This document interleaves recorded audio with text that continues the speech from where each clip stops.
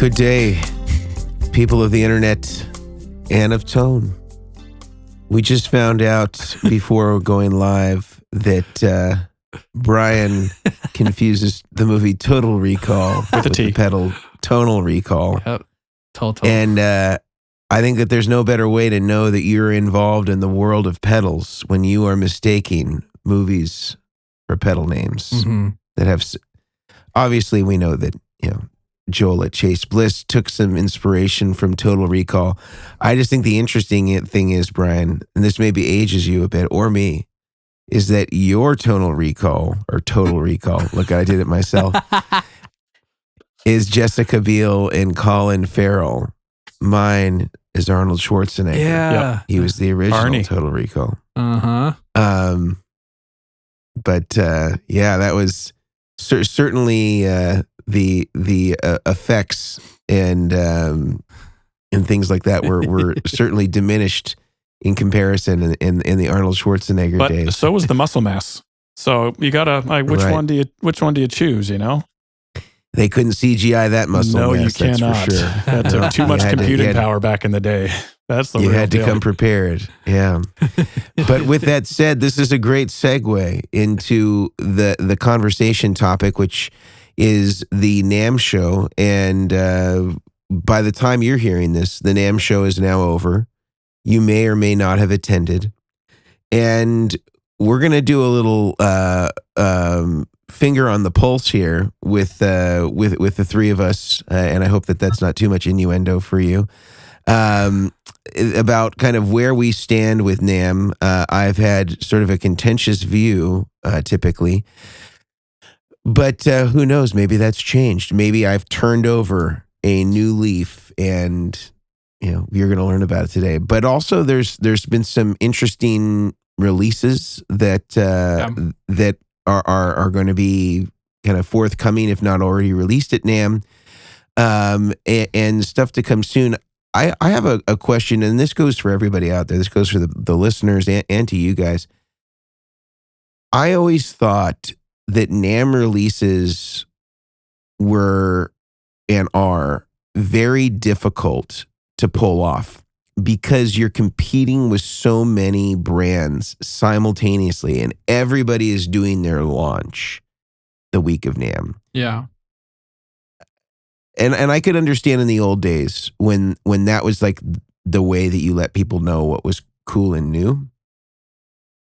But it seems like, are you better off kind of like having your own space for release where you're not competing with everybody else?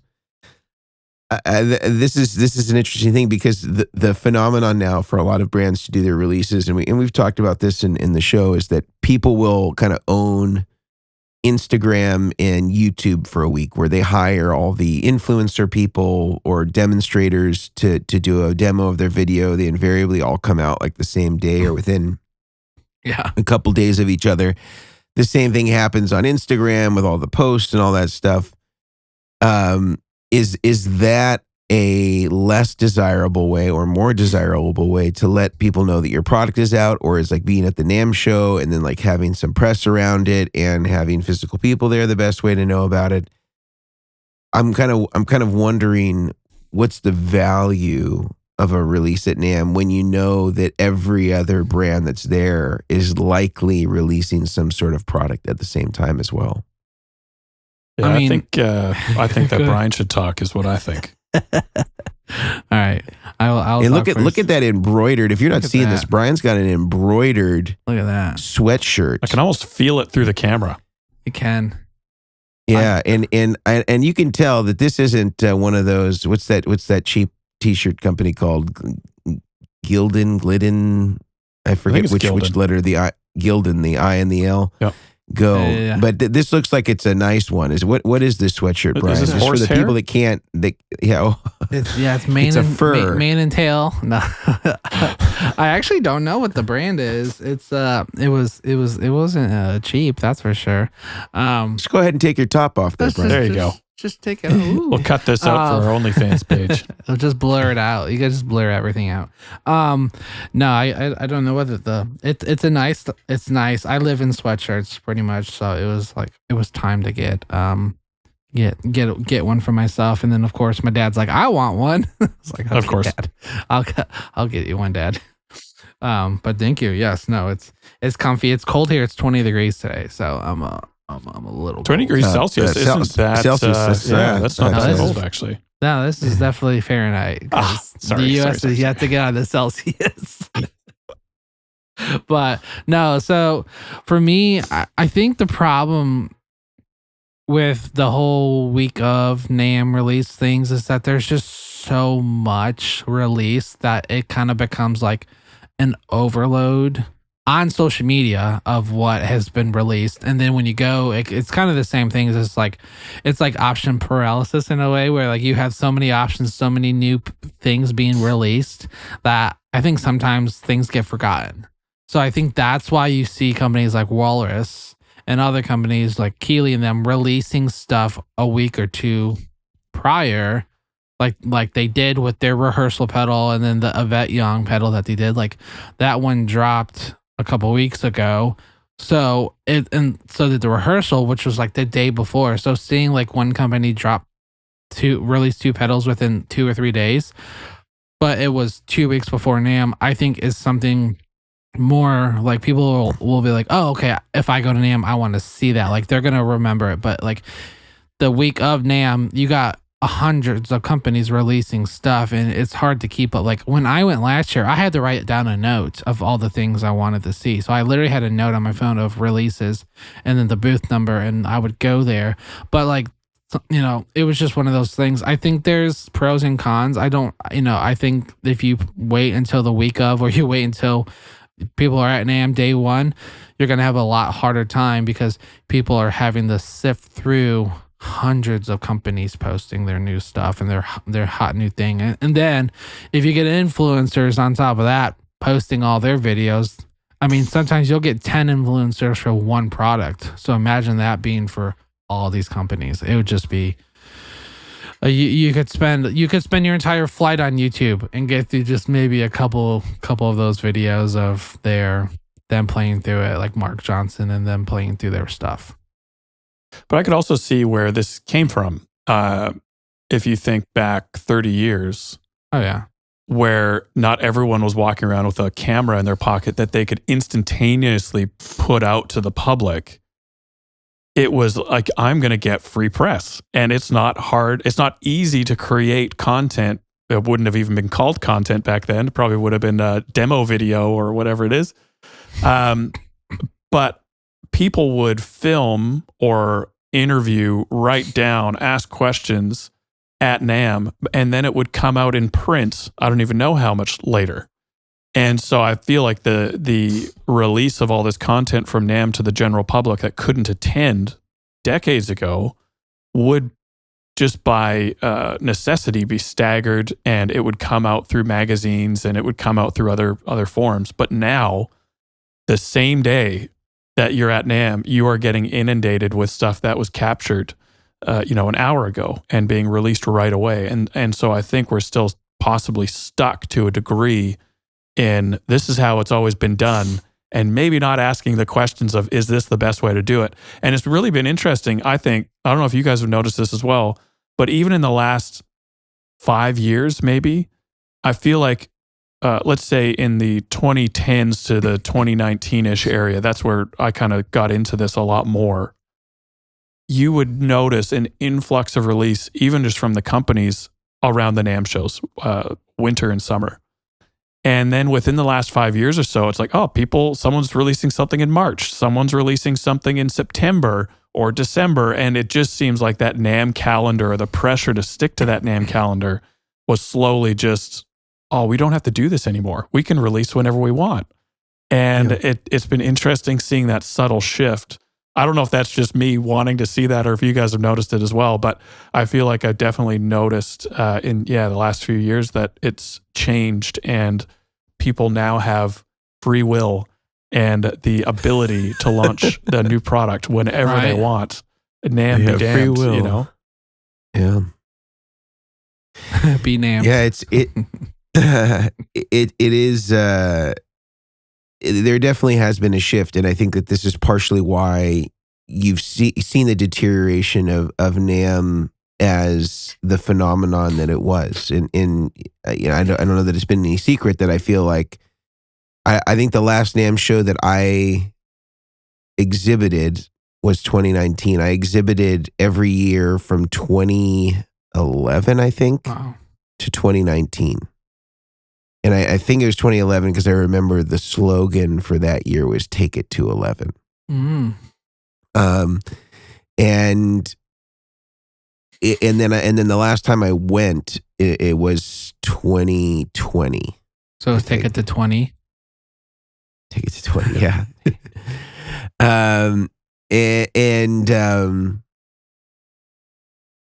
think even during that time, things have changed quite a bit. Obviously the NAMM noticing the influencer and sort of creating more of an infrastructure for that to exist during the show, I think is one of the big shifts. But I think the other big shift is that people don't go with the same frequency that they used to. And that's not to say that we'll never see a Fender there or a Gibson there again. In fact, my understanding is that Fender was there this year. But it's like they do it when they have something that they think warrants meeting with their dealers or distributors in person. And if they don't have a big release year, then maybe they're not showing up. And it's not the requisite thing that it used to be. And I've mentioned that there's several reasons why I think this is.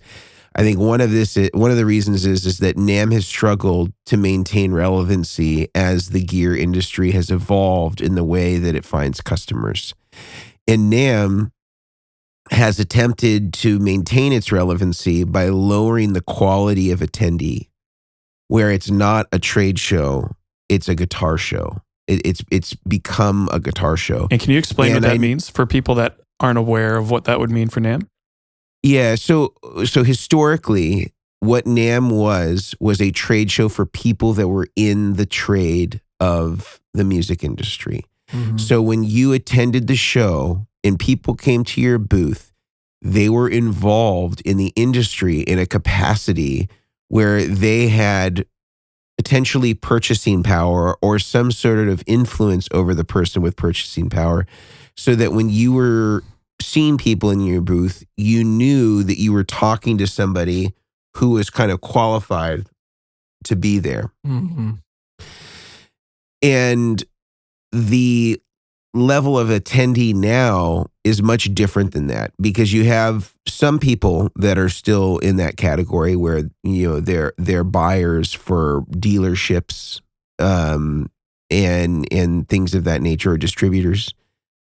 But you also have a ton of people that are kind of like want to be influencers. They're not really actually influencers. Or they just want to be in the know. They want to appear to be industry insiders that have, you know, kind of the first peek at the new stuff, and they get to go to this trade show. And the reason why that person has become more prominent, and I would argue actually has overtaken the population of the show, is because NAMM lowered the quality of attendee by giving companies these insane amount of guest passes, with the intention that they would be bringing in more people to the show, because they want to be able to say to prospective exhibitors that we've had these all-time high numbers in attendance. And the way that you do that when fewer and fewer people are going to NAMM is you make the barriers to entry, or you knock down the barriers to entry. And that's exactly what they did. So a company like me in 2019 I had a 10 by 10 booth, and I had 6 people working for me at the time. Oh.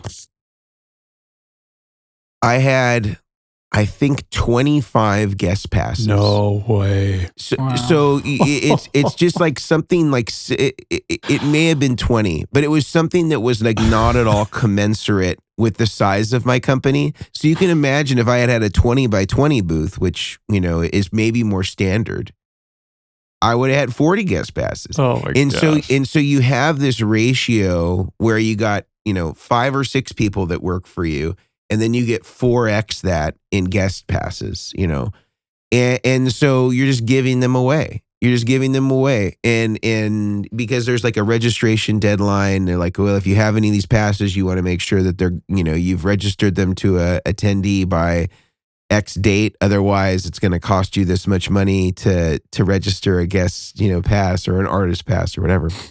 So, you know, arguably, like, I think that they put it under the guise of like, okay, well, this is for your artists, you know, that are endorsing your product, and they can come. And so they're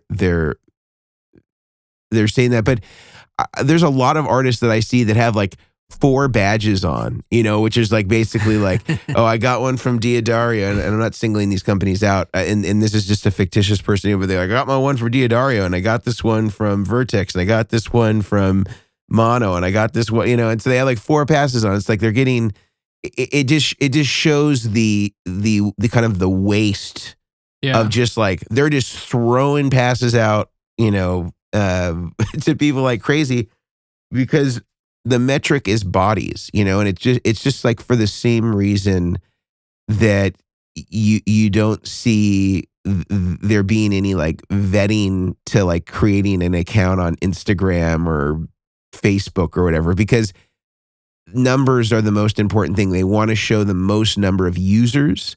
And so it's not in their interest to vet the quality of the person, or whether they're real accounts, or whether this person is associated with a real person, or it's just a fake account. And that, obviously there's more nuance to that than I'm explaining right now. But I think in the case of NAMM, it's just like, they need bodies. That's what they need, you know, because that validates that they're still relevant in the ways that they know how to control.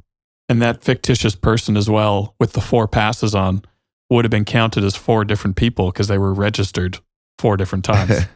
So even like the number of, you know, we had 50,000 people attending. I don't know what the numbers are. Even that is going to be inflated from reality in that case. But I think for me, man, I have a bunch of thoughts here, but I don't want to just ramble on.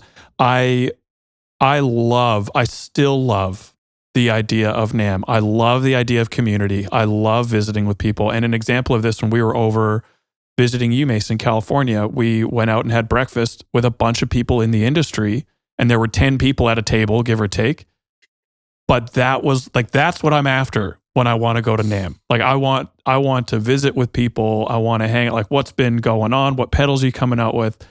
But that's not the purpose of NAMM. Like, that's NAMM is and should be, especially at the price point for a vendor.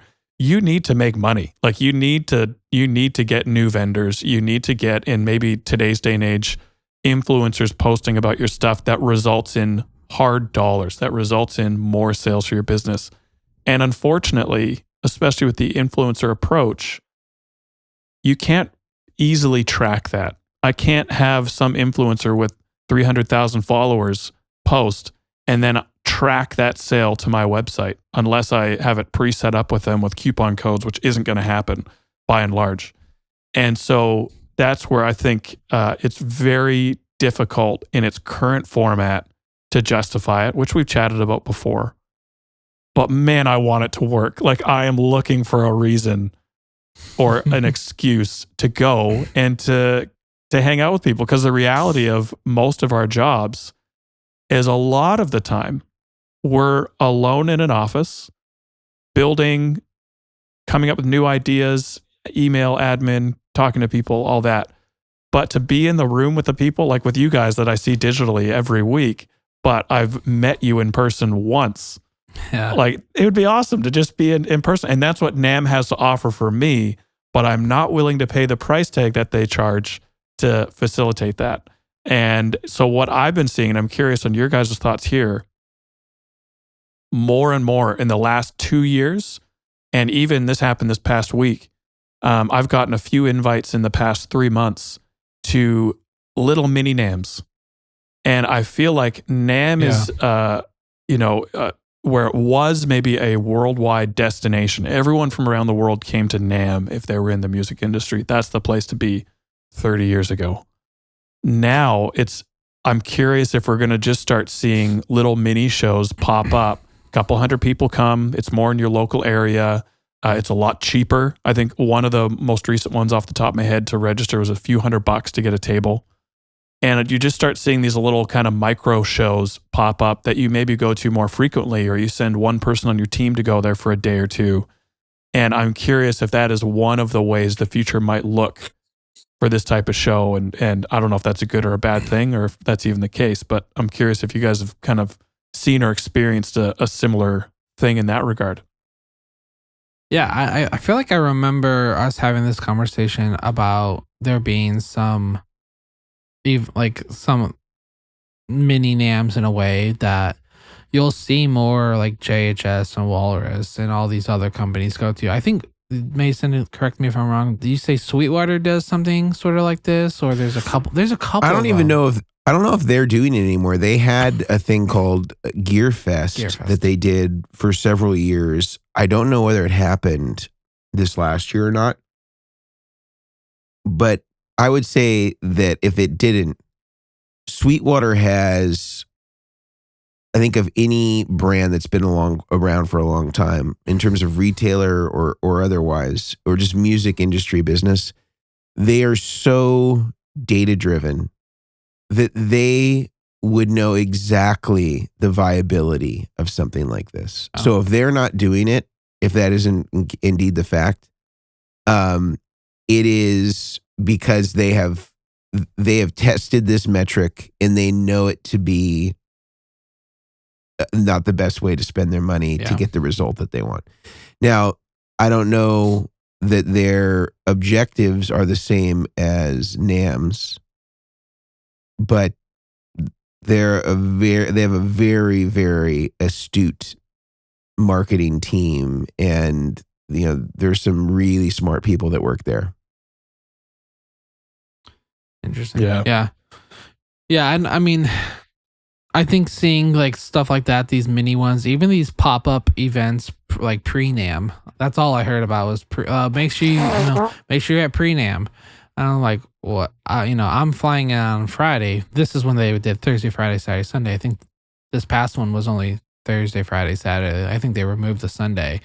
But like, it was like, oh no, I'm flying in for the Friday date or whatever. They're like, oh no, Tuesday or Wednesday or something, like there's events going on and stuff that you can go to. But like seeing like there's like companies, I think Duesenberg did it last year, because I found out it was like, hey, we're going to have a couple guitars at a booth or whatever. We're not doing a booth, but you can come to this dinner where we're going to talk about this new Jolie Landreth guitar or something. So like you'll see, like, in a way, I don't know if those are considered mini NAMMs, because they're just like mini events at NAMM, like not, I don't know. But I could see more of these smaller names, especially for companies like even JHS and Walrus. When I was with Jackson Ampworks, we did it and we went, and oh man, I don't even know when it was.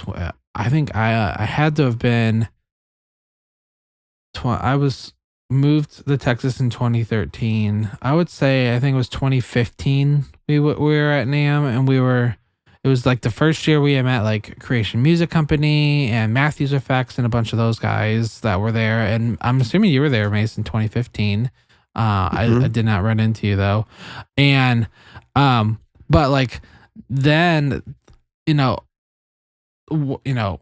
social media wasn't what it is today. I mean, Instagram, I think back in 2015, MySpace was going away and Facebook was more of a thing, and Instagram really wasn't that big of a deal now.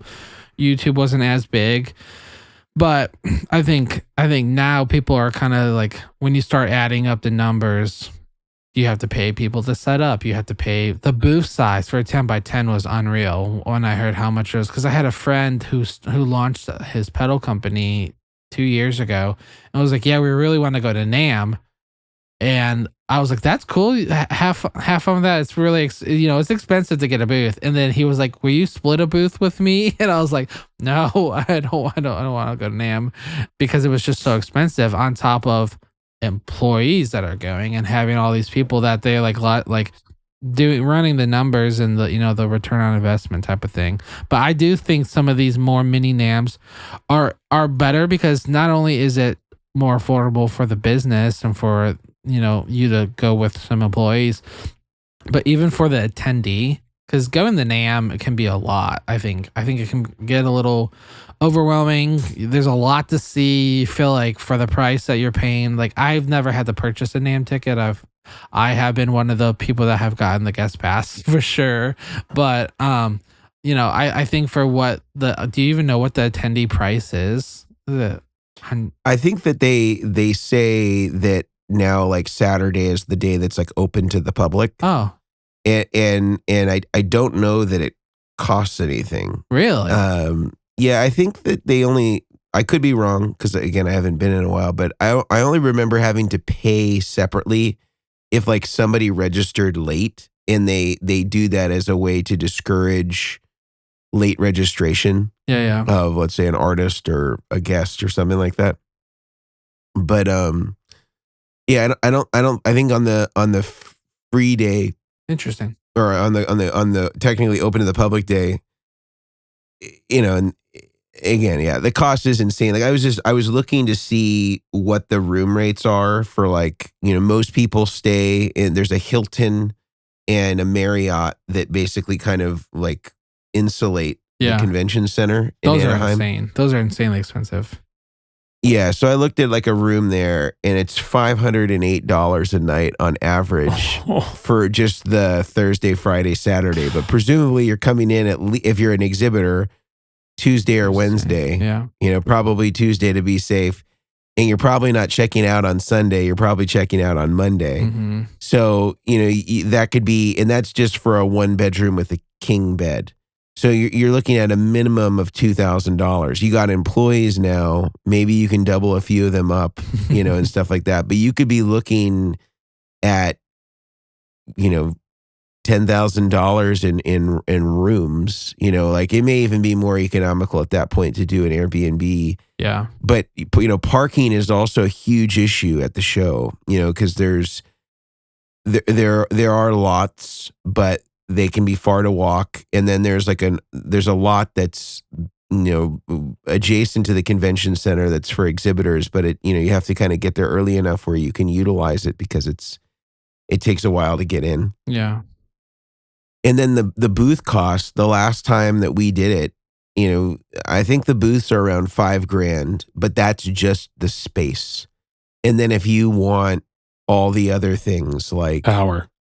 Yeah, power. If you want them to clean it, if you want them to clean it at the end of the day, if you want them to take out your trash, like all these things you have to basically buy on a per diem sort of a la carte basis. If you want internet, you have to pay for that. If you want carpet, you have to pay for that. So like they will literally wring you dry. When somebody is rolling out the carpet and they roll out giant strips of carpet for this booth, they'll literally just cut out with an X-Acto knife if you don't pay for it. It's like they're already putting it in, and they'll just like cut out a section of your booth if you don't pay for the carpet. It's just like this stuff is like it's crazy. And you have to pay for them to set up your booth too, because it's union based, so they have to. There's a certain. There used to be a threshold, and I'm not exactly sure how they enforced it, but it was like, if it takes more than this amount of time for your booth to be set up, then you need to use the union crew. Yeah, and I think there was like 1 year where, and this was a waste of money just for anybody that's doing this in the future. Where I had assembled a booth like off-site and then transported it down, and it just needed to be put together with basically like some, some bolts, like for the different panels. And it kind of broke down into something that would fit in the back of a pickup truck. And that one maybe took a little over 30 minutes to assemble, but they were kind of like, side-eyeing us, but they let us do it. But that one was kind of borderline. Moving forward, we just did kind of like the fabric, like the stretched fabric, that has kind of like a scaffolding that you just, click together. And that was saved a ton of headache, and you can make those look nice if you understand, the basics of graphic design and have somebody that understands it. You can certainly make a decent looking booth out of that. But I think ultimately, like, it's kind of like what Grant said. The thing that NAMM does best is facilitate a space for relationships. Yeah, absolutely. Where you're seeing people from all over the world that are in the same place for a concentrated number of days. Mm-hmm.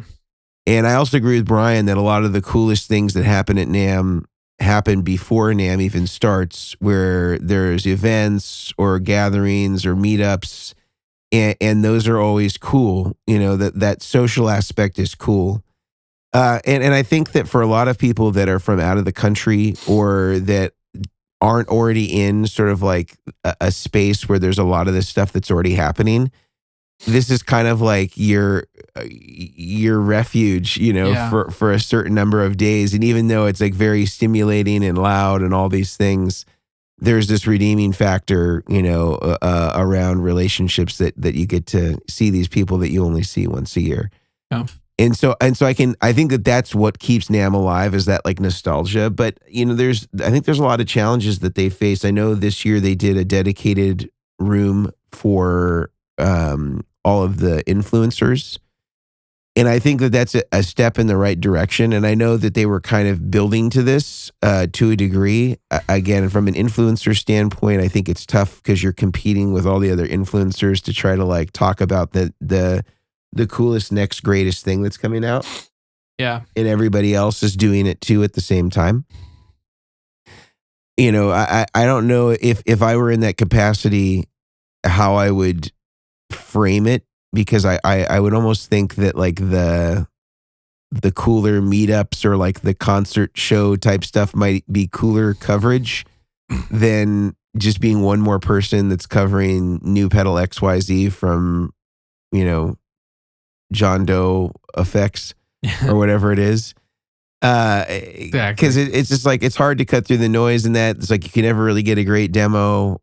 There's just like so many limitations in terms of like product sales at NAMM. It's almost like when you can't drive a car at a car show, it's like the best you can do is like sit in it and look at the interior or maybe some of the features that it has. It's like, smells good. The most important part of like the car, at least to me, is like, do you like driving it? You can't do that at a car show. And so there's kind of like these same built-in limitations at a guitar show, especially as it relates to hearing things. Like you can play a guitar and feel it and stuff like that and get some sense, I guess. But for a pedal, it's like, if it's a 90 decibel standard, where it's just like that everywhere, it's like, how do you really, you can't really hear detail. And you got the tone police walking around, the volume police. Anyway, yeah. I still feel like it's not. It's probably something that I guess you never say never, but it's probably not something that I would do as a brand. The only condition that I would go, or where it could be useful, or where I could see there being value, is in education. Yeah, and if there's like speaking things around pedalboard stuff, if the three of us were to go out there and do some pedalboard talks, some tone talks, some conversations, that could be something that would be of interest to me, because I feel like it's a platform where you have a large concentrated group of people that are interested in this topic. And I think you could help improve their understanding of some of the basics around pedalboards. And so I feel like that's a win for our community. Yeah. But in the NAMM thing, and I'm sorry to harp on this or continue, but it's getting back to the price of the booth and all these things and all these extras that you have to pay for, you know, the $5,000 doesn't include that. And I feel like now that the show's only 3 days instead of 4, and that the quality of the person that's in there, it just seems like so expensive when you consider all the stuff that goes into getting there, losing a week of work, paying for a hotel or Airbnb, transportation, flights, all that stuff. It feels like they're taking more than they need to. And I don't know what their numbers look like. I don't know anything about the financial side of NAMM, but it just seems like that the exhibitor has gotten less and less, and it's only gotten more expensive. And I just don't have like a lot of respect for that format. Like I feel like we could do better. And I know that the board members of NAMM, I guess it's like a 3-year term, and it's mostly made up of like brands or dealerships. But you know, I feel like we need some young blood in there. I think the CEO is probably in his 40s or 50s of NAMM, but you can see that there's still like a range of a lot of like old guard people that make up the board membership and some of like the C-level people. And I think you're starting to see them change, but they're really slow to do it. And I feel like it still needs a pretty massive overhaul to make it work for today. Well, I don't envy them. Like, if the goal is to keep NAMM alive, it's a hard thing to keep alive when you also, one thing we haven't mentioned yet, when you factor in the change of what the brick and mortar stores currently look like. Like, we are getting less and less brick and mortar stores, more and more online direct to consumer sales from just the society that we now live in. And so if NAMM was created to connect brick and mortar owners to the manufacturers, it's getting harder and harder to justify that with the current way things are done. And so I just don't know if NAMM in its current format of you need to show up to a place, the manufacturer needs to make more sales, the brick and mortar people need to find more products to sell with a lower and lower budget.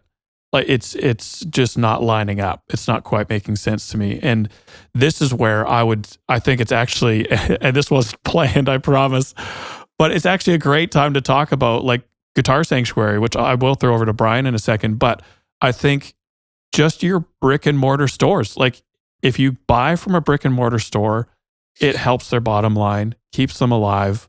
Whereas buying online, even if you buy online from your brick and mortar store, that's a huge perk. Huge plus, but it just comes down to if they aren't making sales, they can't keep their doors open, and it'll go to other people. And so that's where I think we actually should talk about Guitar Sanctuary and some of the other sponsors that make the podcast possible, because Guitar Sanctuary is a great store and they're a brick and mortar shop, and Brian knows more about them than anyone. So Brian, why don't you take it away? Yeah, so guys at the Guitar Sanctuary are awesome. I personally worked with them for 6 years, so I know firsthand how great they are. So Guitar Sanctuary has guitars, amps, acoustics, pedals, everything that we're talking about for pedals and platforms and accessories and anything, basses, ukuleles, man, whatever you need. If you're starting out, they have baby tailors. They have it all, anything that you need. Shoot them a message. You can text the phone number. You can give them a call, shoot them an email, whatever you want to do to get in touch with them to purchase some of some new gear, especially the smaller stuff that have recently been released, or anything else that has been NAMM related. You can ask them if they're going to be carrying it. Any neural DSP stuff, they got you covered. So check them out. Speaking of neural DSP, they have a discount code Chairmen for 30% off all their plugins. So the plugins that you can load onto the computer, and even some of their plugins that you can actually load onto your quad cortex. You can go use that code, save 30% off. You can use that one on but not, something that you can save on for the Quad Cortex or for your plugins, but you can go ahead and save some money today. So check them out, neuraldsp.com. Use the code Chairman for 30% off. Last is going to be the guys over at Bestronics. It's funny enough, as I was just having a conversation. It had to have been Brad. It was on their Instagram, because they seem to do a lot of audio looms. They posted a thing about, it's like the year of the looms, because they do these beautiful looms, and some of them are a couple 100 feet long. Like they're insanely, and they're bulky and they're super robust.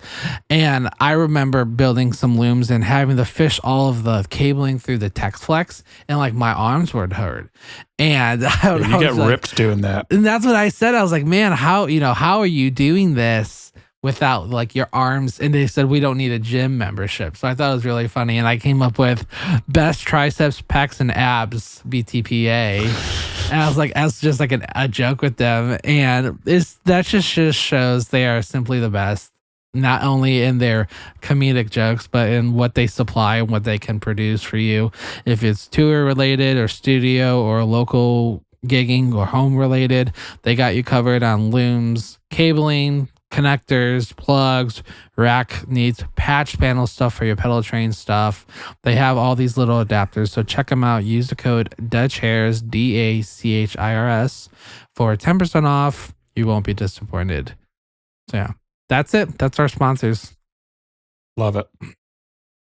Very cool.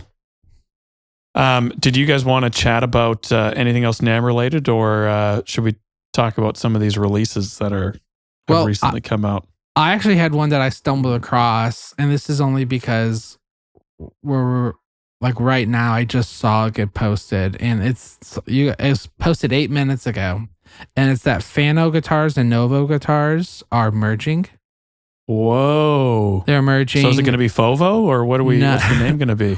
They says they will take on a new role as chairman of Pasonic Design Lab and head production design. But they just posted about 8 minutes ago, so I was curious. Fano and Novo. Yeah, that's what it says. Yeah, I sent you guys the link, but I just saw it, so I thought it'd be worth talking about. Because that Dennis Fano, started Fano, it got bought by the Premier Builders Guild in 2011. Really? When they were taking it to 11. And I think they moved the production to, I feel like somewhere in California, Arroyo Grande, maybe, which is kind of like in the Central Coast area, like near San Luis Obispo. Okay. And then Novo, I think Dennis was like out of it or bought out or removed, I'm not sure, and then started Novo several years later. And then I think Fano now, actually, you know what? I think Fano now is not made in Arroyo Grande. I think that they're made in Phoenix. I feel like maybe somebody else bought them from Premier Builders Guild, which was like this consortium of brands that were like these two brothers in Pittsburgh kind of ran. And I think that they bought like multiple companies at once. I think they got Two Rock. Oh, wow. Tone King, Baker, which Gene Baker was like one of the master builders at Fender that like built the Esprit, which was the Robin Ford signature guitar in the early 90s. Oh, nice. There was a few other brands that I think were absorbed into this, Fano being one of them. But anyway, well, it's cool that it's coming full circle, because I always wondered if it felt weird for Dennis that he couldn't use his own name. Yeah. Well, because I'm reading through all the slides, because they did it as a post, and it says Fano Guitars and Novo Guitars begin a new chapter together under Dennis Fano, iconic American guitar brands. They have announced a merger under a new British-based parent company, Pasonic Design Lab. How's Pasonic spelled? P-Sonic. P-Sonic. Is this? So it might just be Sonic. I guess that might just with be the Sonic then. Silent P. Yeah, it probably is. If Sonic, yeah. The P is silent, I guess. So Sonic Audio. It'll be interesting to see what they come up with. It'd be cool. I mean, they posted some headstock photos, and it's it's definitely it's the cool. same. Is it the same? Is it like a combo of the two, or is it like a unique? No, I think I could be wrong. I'm trying to see. I think those are the headstocks, and I'll see if I can. The headstock is really the deal maker. It looks the same. You got to have a good headstock shape. Well, I've always been a big fan of those Fano headstocks. So I've always liked their stuff. I like their Jazzmaster, those offset body styles. Those are they've always been. And I saw Novo last year at NAMM too, so it's cool to see. But yeah, that was just one of the newest updates. But another one I'm super excited about is I'm intrigued by. I think it's one of those things. I was talking to a former coworker, and he goes, it'll be interesting to see how that Walrus Rehearsal pedal that they released tracks with people. There's a built-in problem here, at least for me, and that is I don't practice. So I don't know if this it's forcing guitar players to do what they hate. Exactly. Wait, exactly. I would rather buy I could buy a pedal to practice for me. Is it AI generated? Is this going to actually pluck the strings and all that? Or It's a cool pedal. I think it's a great idea. I love that it's a little different. Brian, you probably have your head around it. Do you want to tell people what the basic premise of this thing is? What it does for you? Yeah. So you have it's what's that enclosure? That Morning Glory enclosure, 125B. Yeah. So it's like that style enclosure. It's off of their Canvas series. So it has stereo in, stereo out 1/4 inch. It actually has its Bluetooth in for you to send music to it, I guess, and actually send your tracks or something, or music if you just want to jam. It has a headphone out, 1/4 inch. It's not Bluetooth headphone, it's 1/4 inch headphone out. And then it has actually an 1/8 inch aux in, and then a foot switch. I don't know what the foot switch does because I actually haven't gotten one yet. You can do tap tempo. Is that what that is? And you can do a couple other things, I think. But I think the main thing I saw was you can tap in your time if you want to. Yeah, so you can type in your time signature, like the 4/4, and then you can also accents. do the BPM. Yeah, the accents, and you can do so. And a bunch of people are like, oh, that's just a fancy metronome or whatever. I think it's an interesting idea of doing that. Anytime I'm practicing, I'm definitely I have to set up my computer and I put my board up, and I have a quad, so it all just goes to the USB-C cable. But you have to set up all this stuff. Where I think what they did, which is cool, is that it can live on the board, and you can plug in your headphones or your molds or whatever straight to the box, and you can send the music, and you don't have to have the computer stuff set up. You don't have to have all this extra stuff set up. I have one problem with it, which I may be misunderstanding the product. Yeah. So tell me if that's the case. So my problem is this, and best illustrated by a story. Story time with Uncle Grant. Let's say you are, this is from their video, their promo video. You are a touring musician. You're in a hotel room. You have maybe a little mini board or your pedal board with you in your hotel room. Someone texts you a new song for tomorrow. And so you need to rehearse it. And so in the Walrus Audio promo video, the guy has his pedal board on his bed, the rehearsal beside it, plugs into it, and he starts practicing along.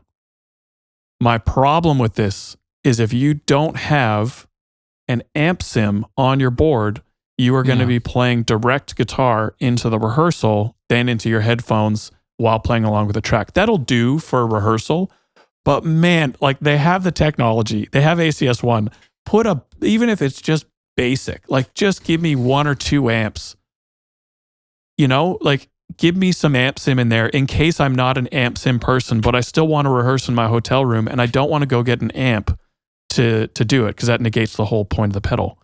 And so that's where I don't think this comes with amp sim, but I think it should. That's my only problem with it. And other than that, I think it's brilliant as far as I have wanted one of these types of devices. And there are others out there that exist to one degree or another, just not with this as detailed of a feature list.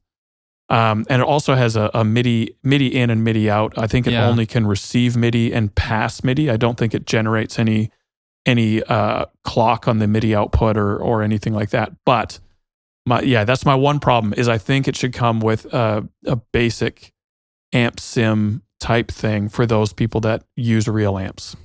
Yeah. How about you, Mason? What do you think? As do you rehearse, practices? Mason? Yeah, you practice 18 hours a day, right? Yeah. It would never be something I would use. I have real amps, believe it or not. But you could see the use case for it for a certain customer avatar type thing. Is it like, do you see a point for it there? I suppose. I thought the video was interesting though, although it didn't look like he was going to like a hotel room. It looked like it was like, or maybe it was, I don't know. Like it was a cool video where it kind of set the story where the guy is coming out of an elevator and he's walking down a hallway. Are we sure that that's not an apartment building? Maybe it's an apartment. It very well could be. I mean, maybe it was. Although there's like crying babies and people yelling at each other, and there was like a headboard that was banging against something. You know, it was there. They got all the sounds in there, all the sound effects, and he puts on his headphones and he's in his rehearsal world. Yep. Because the one thing that was surprising to me is that the apartment and or hotel was like a little seedy, but then when you get into his room, it's very well put together. And I was like, who's this person that would be, you know, their room would be so put together, but yet everything outside of it has all the makings of a pay by the hour sort of establishment. So, I was thinking that was what I was thinking about. But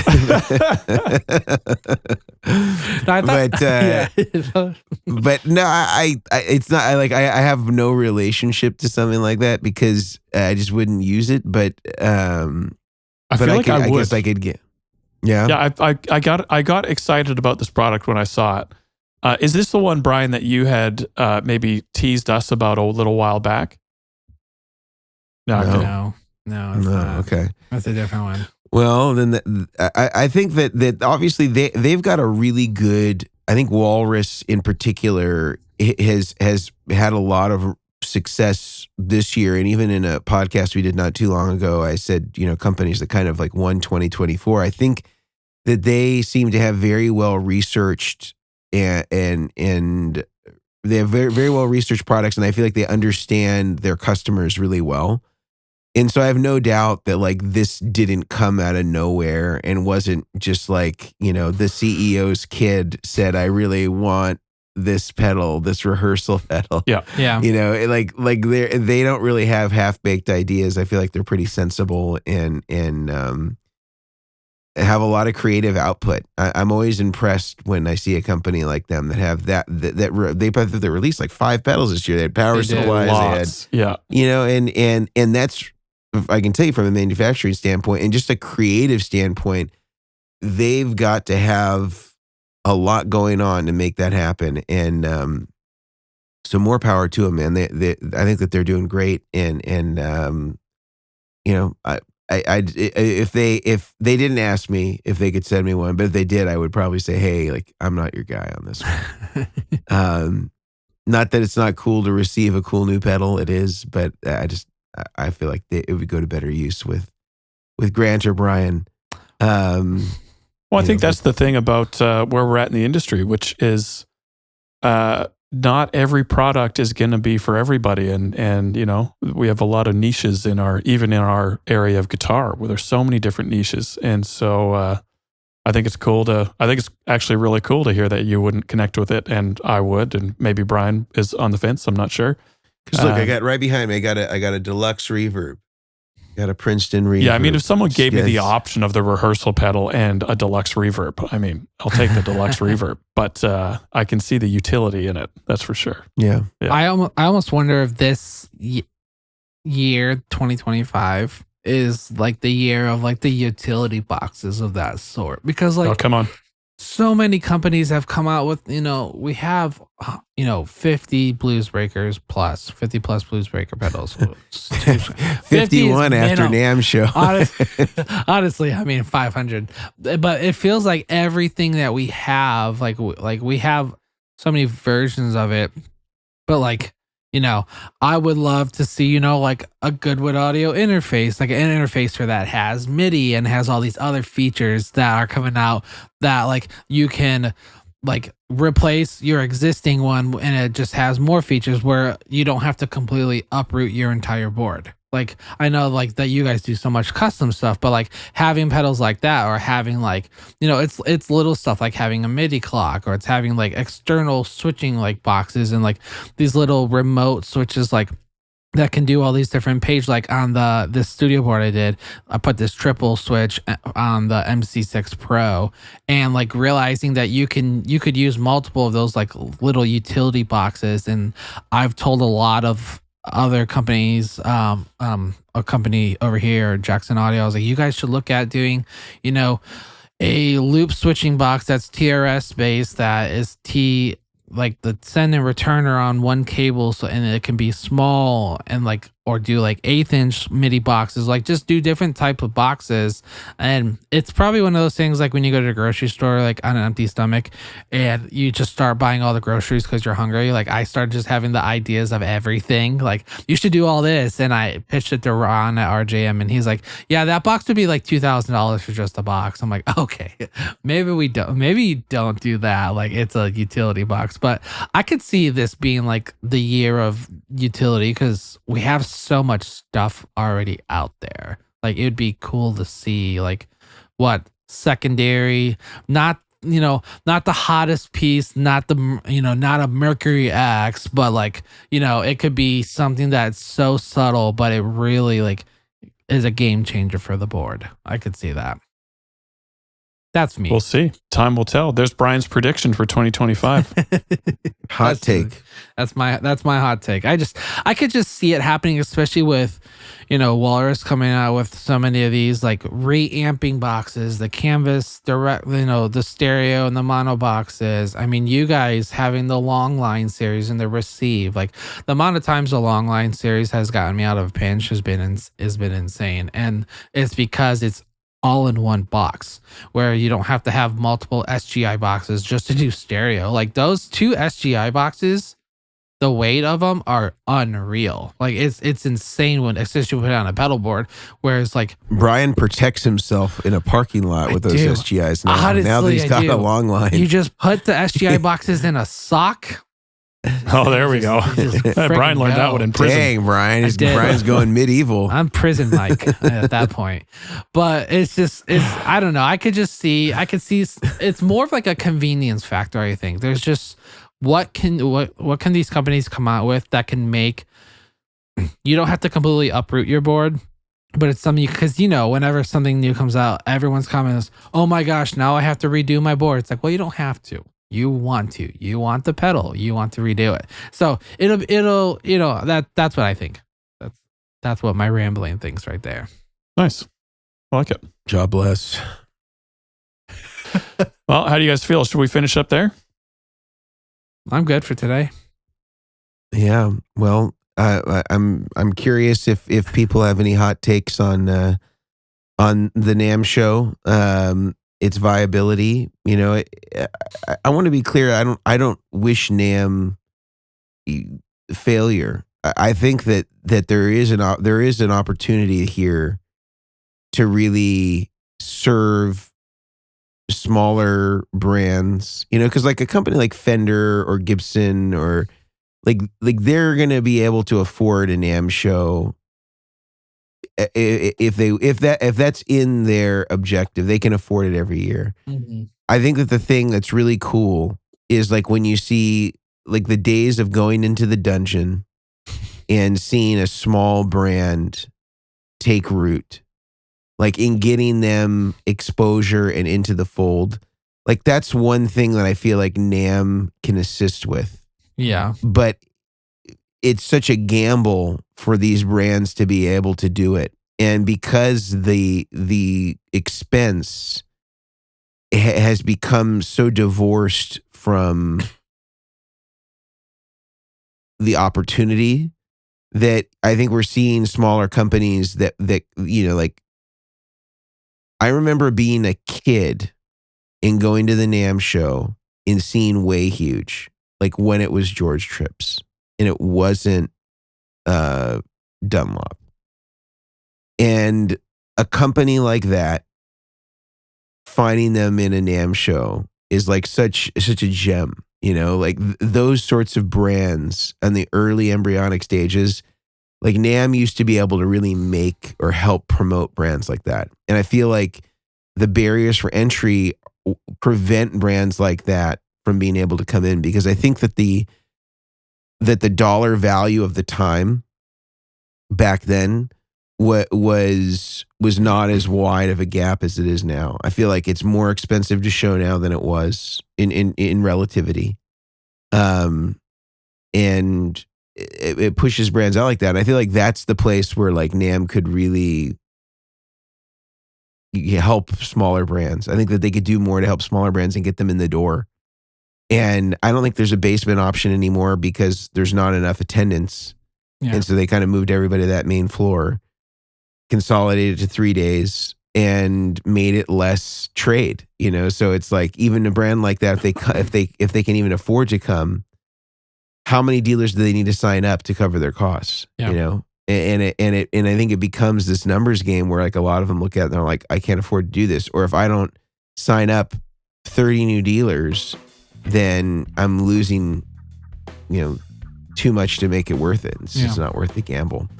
And I feel like NAMM's been a little tone deaf to that, and it may just be because they need to survive and this is the only way they know how to do it. I'm not sure, but I hope that they continue to evolve.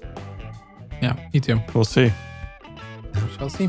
All right, guys. Well, until next week, guys, we'll see everybody. And again, if you like what you're seeing, we highly recommend that you leave us a review on iTunes or wherever you find your podcast.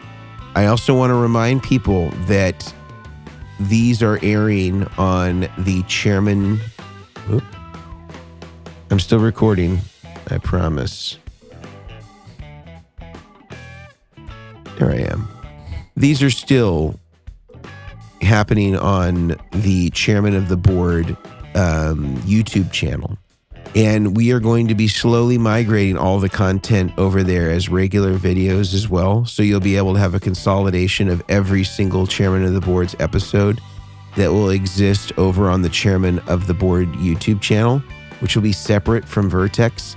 I also want to let people know that we have a Facebook page that is a Chairman of the Board podcast Facebook page. It's a group where we can all interact. Brian, Grant, and I are all on there. We are the administrators of the page.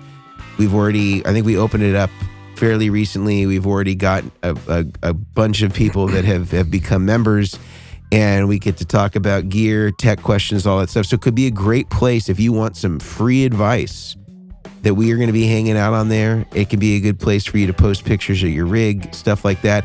So please do join us. Just type in Chairman of the Boards into Facebook. If you're there, you'll see the group there, and you can join up. There's no cost, no charge. We'll talk about some of the podcasts. We'll post some stuff about podcasts when they go live, and just chat about gear, pedal boards, DIY stuff. I think it'll be a lot of fun. So feel free to join us over there. And until next time, we'll see you guys. See you later.